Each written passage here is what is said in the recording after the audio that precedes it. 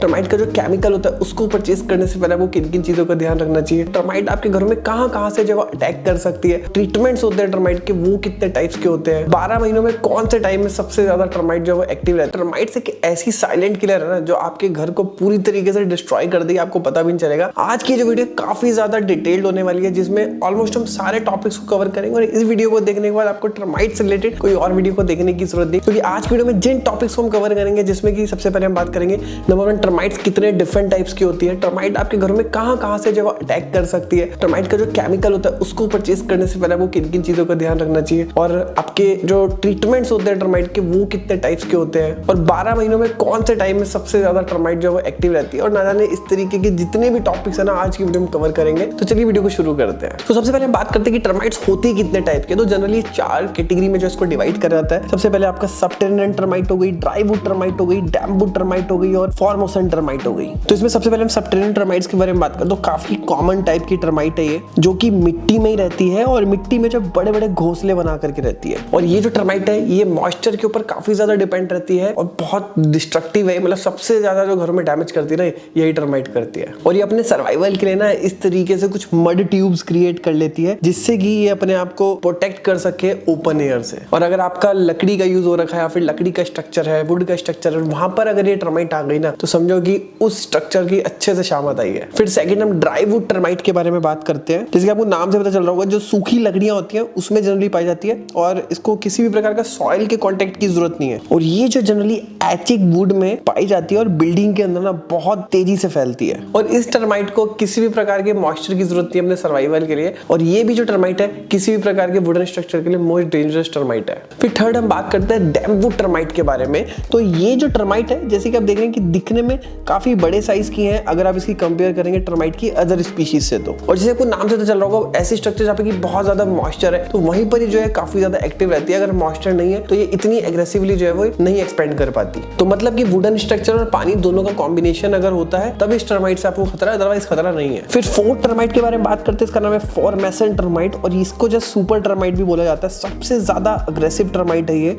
अगर आप और अदर टर्माइट की स्पीशीज से इसको कंपेयर करेंगे, क्योंकि अंडरग्राउंड कॉलोनीज क्रिएट करती है और ये मड के घोंसले भी क्रिएट कर देती है आपकी दीवारों के जो स्ट्रक्चर होते हैं उसके अंदर। और ये छोटे से टाइम में ना किसी भी स्ट्रक्चर को खत्म कर सकती है बिल्कुल। और इन चारों टर्माइट्स में से 2 ऐसी टर्माइट है जिससे सबसे ज्यादा आपको घबराने की जरूरत है, जिसमें number 1 subterranean termite, number 2 Formosan termite. अब हम बात करते हैं कि टर्माइट्स आपके घरों में टेक्निकली किन किन जगहों से आ सकती है, क्योंकि यूजुअली लोग क्या करते हैं ना कि आपकी फाउंडेशन हो रही है तो वहां पर नॉर्मल दवाई बनाएंगे और उसे छिड़क देंगे और वो कहेंगे कि टर्माइट का ट्रीटमेंट हो गया। ये बिल्कुल गलत अप्रोच है। आपको बेसिकली बैरियर्स क्रिएट करने हैं। आपको सबसे पहले तो ये आइडेंटिफाई करना है कि आपके घर में जो टर्माइट है वो किन किन जगहों से जो है वो अटैक कर सकती है, क्योंकि अगर आपको वही नहीं बताओगे तो आप ट्रीटमेंट क्या खाक करोगे। तो सबसे पहली जगह जहां से टर्माइट घुस सकती है आपके घर में वो है फाउंडेशन। तो मैं बिल्कुल सही कह रहा हूँ कि नींव जो है ऐसी जगह है जहां से कि सबसे इनिशियल स्टेज में टर्माइट्स एंट्री करती हैं। और यूजुअली हम क्या करते हैं कि प्रॉपर जब फाउंडेशन का काम होता है तो आपकी प्रॉपर क्यूरिंग नहीं करते हैं कंक्रीट को, यानी कि उसको पानी से तराई नहीं करते, तो उसके कारण उसमें क्रैक्स पड़ जाते हैं और इन्हीं क्रैक्स का फायदा उठा के ना ये चालाक टर्माइट जो है वो आपके घरों के अंदर घुस जाती है और काफी आपके घर को डैमेज कर देती है। तो सबसे पहले आपको इंश्योर करना है कि क्रैक जो है वो आपके फाउंडेशन में नहीं होने चाहिए और रेगुलर आपको इंस्पेक्शन करना है कि कोई मड ट्यूब तो नहीं बन रहा है वहां पे। फिर सेकंड हो गया आपके वुड स्ट्रक्चर। तो आपके घर में जितना भी लकड़ी का काम होता है ना, लकड़ी में सेलुलोज होता है और यही आपकी टर्माइट का खाना होता है। तो आपको जो भी वुड है उसका आपको इंस्पेक्शन रेगुलर करना चाहिए। इनफैक्ट अगर आपके जो कॉलम और जो बीम है ना उसका भी आपको इंस्पेक्शन रखना चाहिए, क्योंकि वहां पे भी अगर टर्माइट घुस गई ना तो आपकी जो बिल्डिंग है उसकी स्ट्रेंथ को ये कम कर देती है। और जो वुड की जो सरफेस होती है उसको प्रॉपर आपको पेंट करके रखना है, प्रॉपर सील करके रखना है और टाइम टू टाइम चेक करके रखना है कि आपका जो लकड़ी है उसके अंदर कोई आपको होल तो नहीं दिख रहा। और कोई भी अगर डैमेज अगर विजिबल हो रहा है तो तुरंत आपको अलर्ट करके अपने कानों को खड़ा कर देना है। फिर तीसरी जो जगह होती है जहां से टर्माइट एंटर कर सकती है वो है फ्लोरिंग आपके। अब अगर वुडन फ्लोरिंग है तो ये तो सरासर जिसे बोलते हैं ना सोने पे सुहागा, तो आपने मतलब बेड़ा गरक कर दिया अगर ऐसे एरियाज में आपने वुडन फ्लोरिंग करी जहां पे कि टर्माइट का सबसे ज्यादा प्रकोप है। फिर सेकंड, अगर आप नॉर्मल फ्लोरिंग भी करवाते हैं तो आपको देखना है कि वहां से ऐसा तो नहीं कि कहीं से टर्माइट निकल करके आ रही है और वो आपकी वॉल्स पे चढ़ रही है। तो फ्लोरिंग एक सेकंड जगह है जहां से कि टर्माइट आपका एंटर कर सकते हो। ये सेकंड या फिर थर्ड बैरियर पॉइंट ये हो सकता है। फिर फोर्थ हम बात करते हैं वॉल्स के बारे में। तो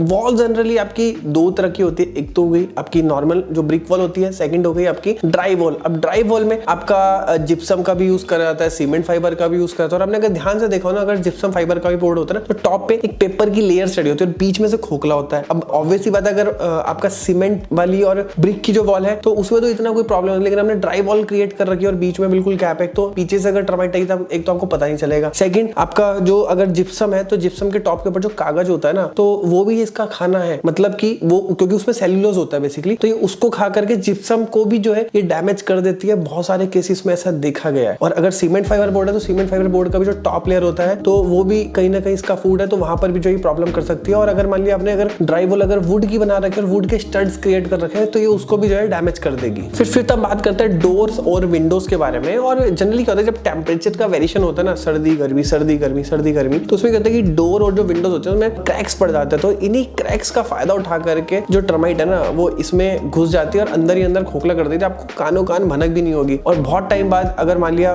पूरा अंदर जब खत्म कर दिया होगा, कहीं से जो है मान लिया एक लकड़ी का टुकड़ा नीचे गिरेगा तो आपको लगेगा कि ये क्या हो रहा है, ये लकड़ी का बुरा था सही गिर रहा है। फिर आप ऐसे टक टक करके देखेंगे और बिल्कुल ऐसे चूरा करके आपकी लकड़ी जो है वो टूटेगी और फिर पूरा आप उसे करेंगे और पूरा ठा करके नीचे गिर जाएगा, आपको पता भी नहीं चलेगा। तो ये भी एक जगह जहां से कि टर्माइट जो है वो सबसे ज्यादा आती है और टारगेट करती है। और सिक्स्थ जगह जो कि मैंने जनरली खुद अपनी आंखों से देखा है, जिसमें कि आपके इलेक्ट्रिसिटी के जो पाइप्स हो गए उसके अंदर से भी रास्ता बना लेती है, आपके प्लम्बिंग के जो पाइप्स हो गए वहां से भी रास्ता बना लेती है, इनफैक्ट गैस के जो पाइप्स हो गए वहां से भी रास्ता बना के ना आपके तीसरे चौथे पांचवें फ्लोर तक जो है पहुंच जाएगी। और बहुत सारे लोग ना खुश रहते हैं, वो उन्होंने मान लिया फ्लैट ले लिया, वो कहते हैं यार मैंने तो छठे फ्लोर पे फ्लैट लिया यार, मैं तो नीचे में दीमक का टर्माइट का इशू है ना, मेरे को क्या दिक्कत है, मैं टर्माइट का ट्रीटमेंट करवाता ही नहीं। अब होता क्या है कि अगर वो इन्हीं पाइप्स के थ्रू अगर मान लिया कहीं से चढ़ते चढ़ते चढ़ते आपके फ्लोर तक पहुंच गई और उसने वहां पे घुस करके पूरा डेरा बना लिया, तो आपका छठा फ्लोर भी टोटली तबाह हो सकता है। तो अभी तक मैंने आपको जितनी चीजें बताई, मैंने आपको डराने के लिए नहीं बताई है, सिर्फ आपको एक अवेयर करने के लिए बताई। अब हम बात करते हैं सॉल्यूशन के ऊपर कि आप किस तरीके से जो है ट्रीटमेंट करवा सकते हैं और टर्माइट का ट्रीटमेंट कितने डिफरेंट तरीके से किया जा सकता है। इसमें नंबर 1 हो गया आपका लिक्विड सॉइल ट्रीटमेंट। इसमें जो भी आपका केमिकल होता है उसे डाइल्यूट करके जो भी उसमें प्रपोर्शन मैच होता है उसको मिला करके आपके घर के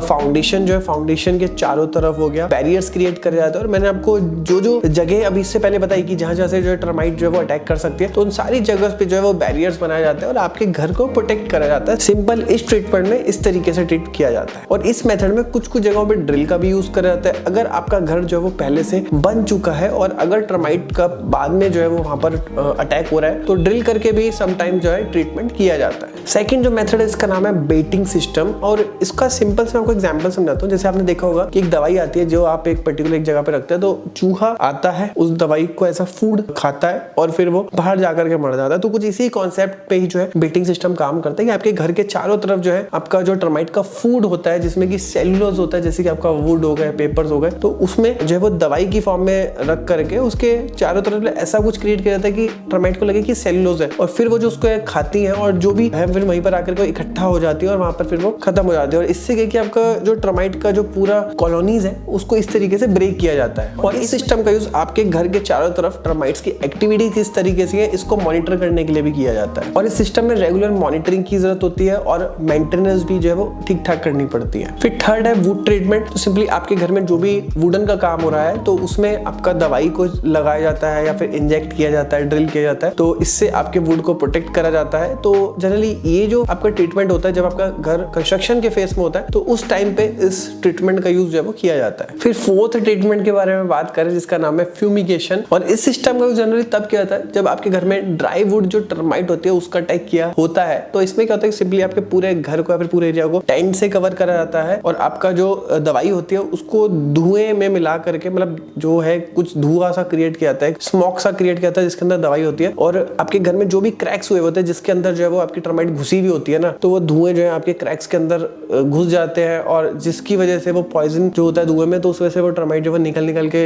गिरती है और मर जाती है। और जब ये ट्रीटमेंट किया जाता है तो जो भी उस घर में व्यक्ति रह रहे होते हैं तो उसको जो है वो घर को शिफ्ट करना पड़ता है या फिर वो कुछ दिन के लिए बाहर चले जाते हैं। लेकिन ये जो सिस्टम है ना, ये सब टेरेनियन जो टर्माइट होती है उसके लिए इफेक्टिव नहीं है, ये सिर्फ और सिर्फ ड्राई वुड टर्माइट के लिए इफेक्टिव है। और इसी के साथ साथ जो ड्राई वुड टर्माइट होती है एक और ट्रीटमेंट भी जो किया जाता है उनको खत्म करने के लिए, भगाने के लिए, तो इसको जनरली हम हीट ट्रीटमेंट बोलते हैं। तो इसमें घरों के जो टेम्परेचर को इंक्रीज करा जाता है अराउंड 120 डिग्री फ़ारेनहाइट तक या फिर इससे ज्यादा। और वो टेम्परेचर इस तरीके से इंक्रीज करा जाता है कि टेम्परेचर तो इंक्रीज हो लेकिन उसका स्ट्रक्चर के ऊपर जो कोई इंपैक्ट ना है। और फिर एक कोल्ड ट्रीटमेंट किया जाता है, तो इसमें जनरली लिक्विड नाइट्रोजन को लोअर टेम्परेचर पर जो है क्रिएट करके वुड के अंदर पॉइंट करके घुसाया जाता है जिससे कि टर्माइट जो है वो सर्वाइव ना कर पाए। और इसमें कोई भी प्रकार का केमिकल का यूज नहीं करा जाता है। और ये भी जो आपका ट्रीटमेंट है ये आपका ड्राई वुड टर्माइट के लिए है। अब हम बात करते हैं टर्माइट्स के फूड या फिर उसके खाने के बारे बारे में कि उसका खाना क्या है, जिससे कि आपको एक अवेयरनेस मिले और आप सतर्क हो जाए कि हाँ इन मटेरियल्स पे टर्माइट का जो है वो अटैक हो सकता है, जिसमें कि आपके ऐसे जो भी आइटम जिसमें कि सेलुलोज होता है, जैसे कि आपके न्यूज़पेपर हो गए, बुक्स हो गई, कार्डबोर्ड बॉक्सेस हो गए, पेपर के जितने भी प्रोडक्ट हो गए ना, जितना भी कबाड़ है ना, उसको आपको बाहर फेंकना है। फिर इसके अलावा आपके कार्डबोर्ड हो गए जो कि पेपर की तरह सिमिलर है, जिसमें कि आपका हाई कंटेंट जो है वो सेलुलोज का होता है और बहुत सारे होमओनर्स को पता नहीं होता और ये बाद में पता चलता है। फिर इसके अलावा आपकी ड्राई वॉल हो गई, जिसमें कि सेलुलोज काफी ज्यादा होता है, जो मैंने ऑलरेडी डिस्क्राइब कर दिया है जिप्सम की कोर के बारे में। फिर इसके अलावा जिन लोगों को प्लांट्स रखने का बहुत ज्यादा शौक है ना, तो प्लांट्स पे भी आपको अवेयर हो जाना है, क्योंकि जो प्लांट्स होते हैं, प्लांट्स की श्रब्स हो गई, ट्रीज हो गए, तो उसके जो मटेरियल्स होते हैं उसमें भी सेलुलोज होता है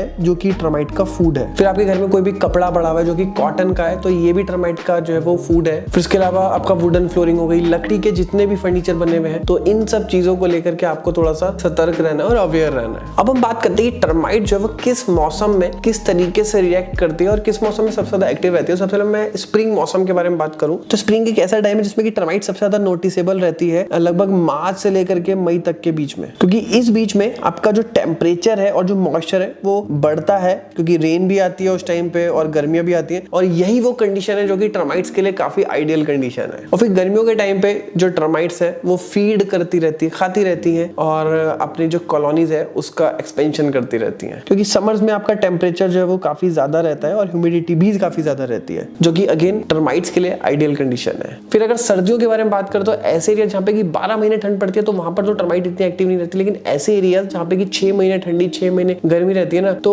वहां पर बहुत सारे लोगों को लगता है कि गर्मियों में तो आपकी टर्माइट आ गई, लेकिन सर्दियों में इतनी एक्टिव नहीं है, तो वो खुश हो जाते हैं कि टर्माइट चली गई। लेकिन ऐसा नहीं होता। जब भी आपकी सर्दियां होती है ना, तो जो टर्माइट ऊपर होती है टॉप पे जहाँ पे कि ठंडा रहता है, तो वो नीचे की तरफ चलती है, अंडरग्राउंड में चली जाती है, जहाँ पे कि उनको एक वार्म सा टेम्परेचर मिले और जहाँ पे उनको लगता है कि हाँ यहाँ पे मेरे को टेम्परेचर ठीक लग रहा है, तो वहाँ पे जाके छुप जाती है। और फिर जैसे ही आपका टेम्परेचर टाइम के साथ साथ बढ़ता है, तो वही टर्माइट फिर आपका नीचे से ऊपर की तरफ आ जाती है और फिर से जो है वो अपना जो अटैक और जो हमला है वो कर देती है। तो अब कंक्लूजन तो देखो ये निकल के आया कि एक तो आपको रेगुलर इंस्पेक्शन करना है, आपको प्रोफेशनल की हेल्प लेनी है प्रॉपर टर्माइट को मैनेज करने के लिए, उसको डिटेक्ट करने के लिए, और सेकंड आपका मॉइस्चर को आपको कंट्रोल करके रखना है। जैसे कि अगर कोई भी नलका है या फॉसेट है जो कि लीक है, या फिर वाटर पाइप हो गया, एसी यूनिट हो गया, तो उसका जो प्रॉपर जो लीक ड्रेनेज है उसको आपको मेंटेन करना है, कोई भी पानी जो है वो ना मिले, क्योंकि अगर पानी अगर ड्रेन होकर के जाएगा तो वो एक तरीके से मॉइस्चर ही है, तो वो टर्माइट्स को और स्ट्रॉन्ग करेगा। और जो भी आप वुडन का स्ट्रक्चर आप क्रिएट करना चाह रहे हैं, तो लगभग आपका मिट्टी यानी कि जो बेस है और जो लकड़ी का स्ट्रक्चर में 18 इंच का गैप आपको रखना चाहिए। जैसे फॉर एग्जांपल आप टीवी पैनल बनाते हैं, तो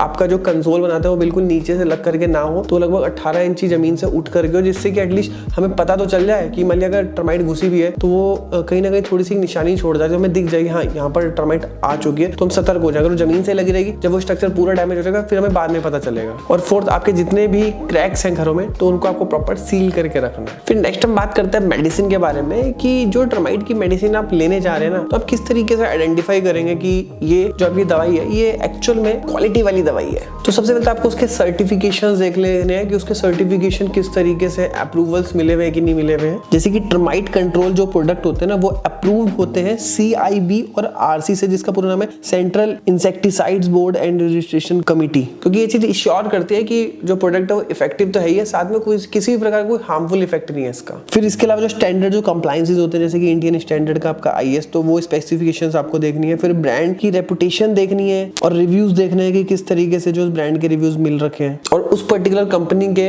जो प्रोडक्ट है उसका जो केमिकल है वो कितना, उसकी ड्यूरेबिलिटी कितना लंबा वो चलता है। और इसके लिए जो पेस्ट कंट्रोल के जो प्रोफेशनल्स है ना, आप उनकी भी हेल्प लेंगे तो बहुत आपका बढ़िया हेल्प रहेगी। फिर इसके अलावा ना आप इंग्रेडिएंट्स पे भी नजर रख सकते हैं। तो जैसे स्क्रीन पर आपको ये अलग अलग इंग्रेडिएंट्स दिख रहे होंगे और इनके नाम दिख रहे होंगे, तो ये कुछ इंग्रेडिएंट हैं जो कि इसमें जनरली मिलाए जाते हैं, और इंग्रेडिएंट किस किस तरीके से किस किस काम आते हैं इसके बारे में भी अभी हम आगे बात करेंगे। तो फिलहाल ये समझ लीजिए कि ये कुछ इंग्रेडिएंट्स हैं जो कि आपको देखने हैं। फिर इसके अलावा आपको जो टर्माइट कंट्रोल के जो प्रोडक्ट्स हैं वो किस फॉर्मेशन में है, कि बहुत सारे डिफरेंट फॉर्मेशन में आता है। जैसे आपका लिक्विड की फॉर्म में भी आते हैं, ये जेल्स की फॉर्म में भी आते हैं, पाउडर्स की फॉर्म में भी आते हैं, बैट्स की फॉर्म में भी आते हैं। तो आपके लिए किस तरीके का एप्लीकेशन सुटेबल है, ये भी चीज आपको देख लेनी है। और दोस्तों डिस्क्रिप्शन बॉक्स में मैंने टर्माइट के कुछ अच्छे प्रोडक्ट्स मैंने डाल रखे हैं, तो वहां पर जाकर आप उन्हें भी चेक कर सकते हैं। तो बात करें टर्माइट कंट्रोल के जो प्रोडक्ट्स होते हैं उसमें कौन कौन से ब्रांड्स हैं जो कि काफी अच्छा काम कर रहे हैं, जिसमें आपका बायर हो गया, सिंगेंटा हो गया, BASF हो गया, FMC कॉर्पोरेशन हो गया, अपना पीडीलाइट हो गया, हिल्टी हो गया, और इन सब ब्रांड्स के जो प्रोडक्ट है ना उनका लिंक भी मैंने आपको नीचे डिस्क्रिप्शन बॉक्स में दे दिया है। तो अब जो टर्माइट का जो ट्रीटमेंट होता है जनरली दो प्रकार का होता है। एक तो ये जो नॉर्मली हम खुद घर से कर लेते हैं या फिर कॉन्ट्रैक्टर ठेकेदार से करवा लेते हैं, दूसरा प्रोफेशनल ट्रीटमेंट। अब इन दोनों में डिफरेंस क्या रहता है? तो सबसे पहले बात करते हैं नॉर्मल ट्रीटमेंट के बारे में। तो वो तो क्या है कि जनरली आप किसी भी तरीके की दवाई आप लेकर के आएंगे और उसको नॉर्मल अपने तरीके से छिड़क देंगे, तो वो हो गया। अब इसमें प्लस पॉइंट तो ये है कि आपके पैसे बच जाएंगे, आपको किसी भी तरीके के प्रोफेशनल को बुलाने की जरूरत नहीं है, किसी भी अपॉइंटमेंट को लेने की जरूरत नहीं, किसी का वेट करने की जरूरत नहीं है। लेकिन इसके जो नेगेटिव्स है वो ये कि एक तो आप खुद करेंगे या फिर किसी और से कराएंगे तो उसमें किन किन चीजों का ध्यान रखना जो आपको पता नहीं है, तो वो सेफ्टी इश्यूज भी आ जाते हैं। प्लस आपको किसी भी तरीके की वारंटी या गारंटी तो मिलने वाली है नहीं, है ना। फिर इसके अपोजिट अगर हम प्रोफेशनल ट्रीटमेंट में जाएंगे तो अगेन आपको थोड़ा सा एक्सपेंसिव पड़ेगा, लेकिन लॉन्ग टर्म में वो काफी बेनिफिशियल रहेगा, क्योंकि एक तो लॉन्ग टर्म तक आपकी टर्माइट भी जो है वो डैमेज नहीं करेगी आपके स्ट्रक्चर को, या फिर आएगी नहीं, या फिर आएगी तो बहुत रेयर आएगी। और फिर आपको कुछ पर्टिकुलर टाइम तक 2 साल 3 साल जो भी आपकी पॉलिसी है उसके अकॉर्डिंग आपको वारंटी भी मिल जाएगी। इस बीच में कोई भी आपको ट्रीटमेंट की जरूरत पड़ती है तो वो आकर के करके जाएंगे, या फिर रेगुलर 1 साल में 2 बार 3 बार तो जो भी पीरियडिकली जो इंस्पेक्शन है वो करके जाएंगे। जैसे कि मैंने बताया कि सीजन वाइज जो ये अलग अलग जो है वो एक्टिव रहती है, तो उनको पता होता है कि किस सीजन में सबसे ज्यादा एक्टिव रहेगी, तो उस सीजन के अकॉर्डिंग या फिर सीजन होने के बाद या फिर उससे पहले वो खुद आकर के इंस्पेक्शन करके जाएंगे, तो ये फैसिलिटी आपको मिल जाएगी। तो ओवरऑल देखा जाए तो मेरा पर्सनल ओपिनियन ये रहेगा कि आपको प्रोफेशनल की हेल्प ही जो है वो लेनी चाहिए। फिर इसके अलावा ना एक ट्रीटमेंट होता है आपका स्प्रे वाला ट्रीटमेंट, और एक होता है आपका पाइप जिसमें कि अंडरग्राउंड पाइप्स को बिछाया जाता है। तो इन दोनों में बेसिकली क्या डिफरेंस रहता है? तो जनरली आपको पता ही है, जो स्प्रे वाला ट्रीटमेंट है नॉर्मली स्प्रे से जो है आपका टर्माइट का ट्रीटमेंट करा जाता है, इंस्टेंट आपको रिजल्ट मिलेगा, आपका एक्सपेंसिव भी कम पड़ता है और ओवरऑल बढ़िया रहता है अगर आप घर बना रहे हो इनिशियल स्टेज पे आप जो है काम करवाना चाहते हैं। लेकिन अगर आपकी लॉन्गेविटी है, आप दूर का सोच रहे हैं या फिर लॉन्ग टर्म आप लेकर के जाना चाहते हैं, तो वहां पर फिर आप पाइपलाइंस को भी जो है आप वहां पर बिछवा सकते हैं। अब बहुत सारे लोगों को ये लगता है कि पाइप जो है वो एक्चुअली काम नहीं करते हैं। देखिए, अगर आप नॉर्मल प्लास्टिक के पीवीसी पाइप लगाएंगे उसमें छेद करके तो डेफिनेटली वो काम नहीं करेंगे। इसके लिए आपको पोरस पाइप्स का यूज करना पड़ेगा। तो बेसिकली इन पाइप्स की टेक्नोलॉजी पहले मैं बता दूं किस तरीके से। जैसे हमारी ह्यूमन बॉडी है ना, जब बहुत ज्यादा गर्मी होती है तो पसीना जो है आपका बॉडी से बाहर आ जाता है, लेकिन अगर बाहर का जो पानी है वो आपकी बॉडी के अंदर तो नहीं जाता ना। तो इसी टेक्नोलॉजी के ऊपर जो पाइप्स काम करते हैं। तो इसमें क्या होता है कि प्रेशर पंप के थ्रू जब दवाई को पूरा प्रेशर से भेजा जाता है तो